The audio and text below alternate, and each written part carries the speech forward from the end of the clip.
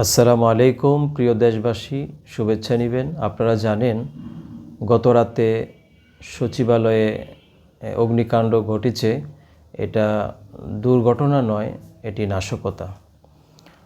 আপনারা জানেন যে গত 5 আগস্ট স্বৈরাচারের পলায়নের পরে তারা বিভিন্নভাবে তারা চেষ্টা করছে দেশে একটি অরাজকতা তৈরি করতে এবং আমাদের অর্জিত স্বাধীনতাকে ব্যর্থ করে দিতে তারা বিভিন্নভাবে পায়তারা করে যাচ্ছে, ষড়যন্ত্র করে যাচ্ছে।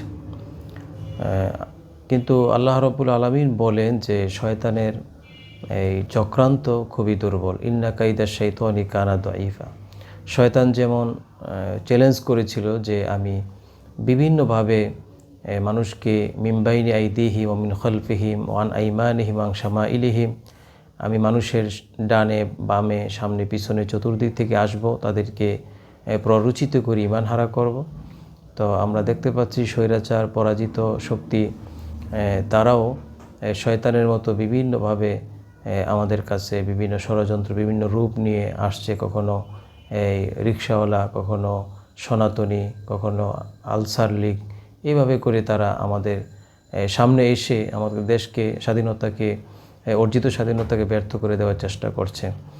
তো সচিবালয়ে উপদেষ্টা জনাব নাহিদ এবং আসিফ সাহেবের যে অফিস আছে, যেখানে অফিস করত, তাদের সেখানে পুড়িয়ে দেওয়া হয়েছে। আমরা এর সুষ্ঠু তদন্ত চাই এবং তদন্ত করে যারা এর সাথে জড়িত তাদের দৃষ্টান্তমূলক শাস্তি দিতে হবে। যদি এভাবে করে নমনীয় হয়ে উপদেষ্টারা চলতে থাকে তাহলে তারা খুব তাড়াতাড়ি আমাদেরকে ব্যর্থ করে দিবে।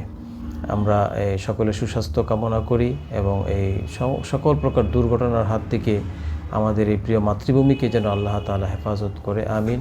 আসসালামু আলাইকুম ওয়া রাহমাতুল্লাহ।